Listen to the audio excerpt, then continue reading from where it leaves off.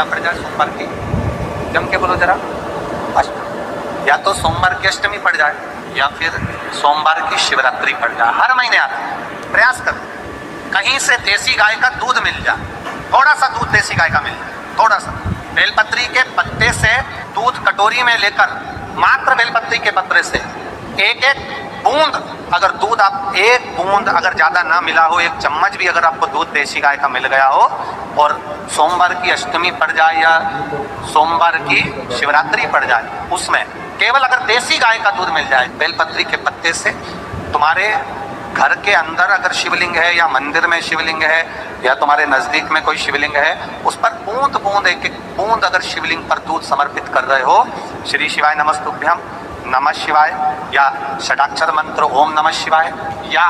33 अक्षर का मंत्र महामृत्युंजय मंत्र, इसका स्मरण कर कर शिव जी पर देसी गाय का दूध समर्पित कर कर इस बेलपत्री को अशोक सुंदरी वाली जगह पर अगर आप समर्पित कर देते हैं, फिर आप जिस भी चीज के लिए अप्लाई करें, मेरा देवाधिदेव महादेव आपका हाथ पकड़कर खींचकर आगे बढ़ाए। मेहनत करना, कर्म पूरा करना, पढ़ाई अच्छी करना, और पढ़ाई के साथ में विद्या अध्ययन करने के साथ में अच्छी मेहनत के साथ में भगवान शंकर को समर्पित करना। देसी गाय का दूध धीरे धीरे धीरे धीरे, और देसी गाय का दूध जब धीरे धीरे समर्पित करें, बड़े रास्ते से आनंद से धीरे धीरे जब आप समर्पित करेंगे, बेलपत्री वही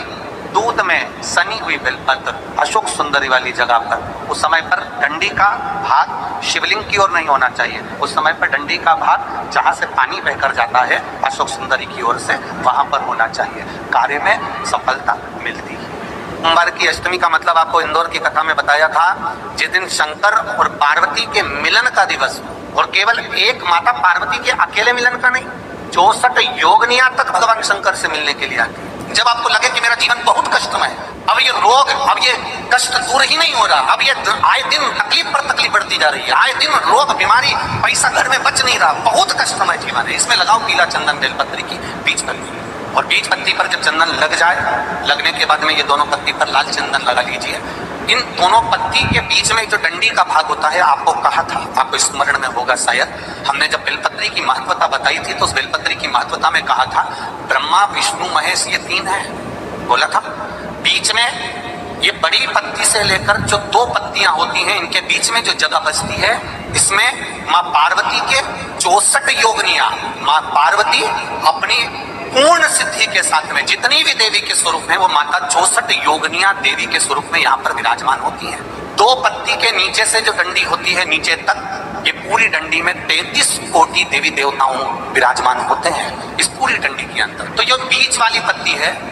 ये जो बीच वाली पत्ती का जो भाग होता है, इस पत्ती के भाग में शहद का प्रयोग कर कर, यहाँ पीला चंदन, लाल चंदन, शहद का प्रयोग कर कर, इसी तरह से पकड़कर ये बेलपत्री की जो डंडी है वो अशोक सुंदरी पर जब आप समर्पित करें, तो जहां से जल बहता है उस ओर पर इस पत्ती को चढ़ाकर केवल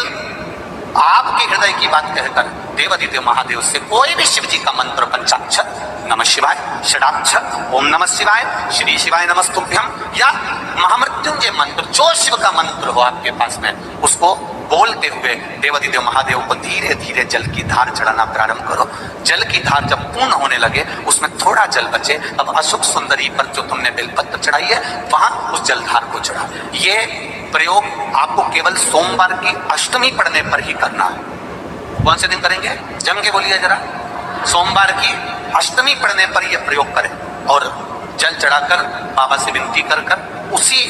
बेलपत्र को वापस उठाकर कहीं जलाशय में या किसी पेड़ के नीचे विसर्जन कर दें, और 1 लोटा जल वहां भी चढ़ा दें। बस निवेदन कर कर आ जाइए, मेरा बाबा 3 माह के अंदर हाथ जरूर पकड़ेगा और आपको दलदल से बाहर। जिसके घर में क्लेश होता हो, अशांति रहती हो, क्लेश रहता हो, या छोटी छोटी बात पर विवाद चालू हो जाता हो, पति पत्नी में, परिवार में, सास बहू आदि कालिक में कहीं ना कहीं कुछ अगर विवाद रहता हो, तो शास्त्र कहता है, ऐसा बेलपत्री की डंडी रहती है ना, बहुत ध्यान दीजिएगा महाराज, जैसे ये बेलपत्री की जो डंडी होती है, डंडी का जो भाग होता है, ऐसा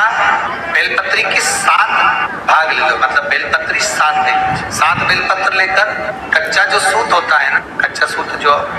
जानते हो पेड़ पौधे में माताएं लपेटती हैं, धागा जो होता है ना सफेद कलर का कच्चा धागा, जो बड़ में, पीपल में और आंवला आदि में लपेटा जाता है। कच्चा सूत उसको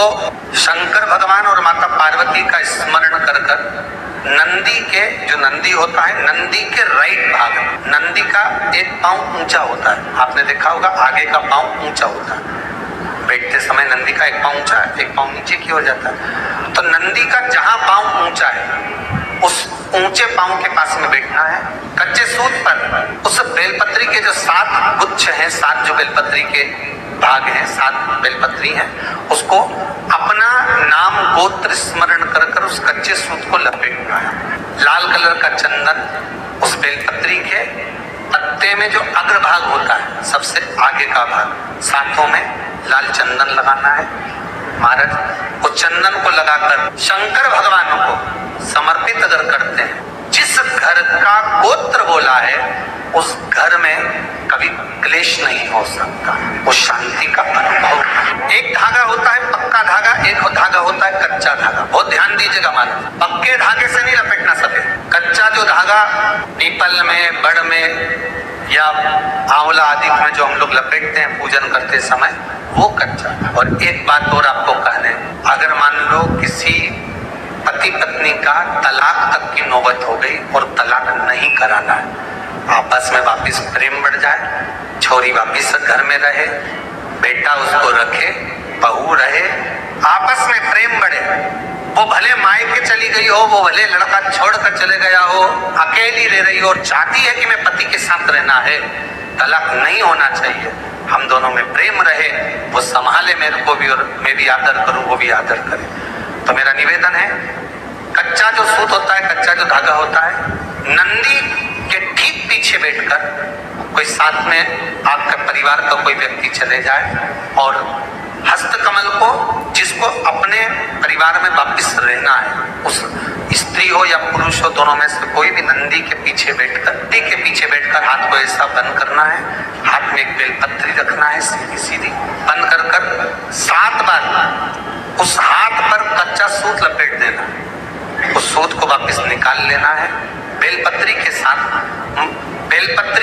साथ में वो बेलपत्री को तो अपने पास में रखना। सबसे पहले माता पार्वती का जो हस्तकमल ऐसा होता है शिव मंदिर में, उस हस्तकमल में वो सूत जो आपके हाथ से निकला है वो उसमें डाल देना है, माँ जगत जननी से प्रार्थना कर कर। और जो बेलपत्री आपने संबंध को जोड़ने के लिए अपने हाथ में ली है, वो शंकर भगवान के कटी भाग में, फिर निवेदन करूंगा, कटी भाग को समझ लीजिए, ये शिवलिंग रखा है, जहां पर शंकर भगवान का शिवलिंग, माता पार्वती जी के हस्त कमल पर जो शिवलिंग रखा है,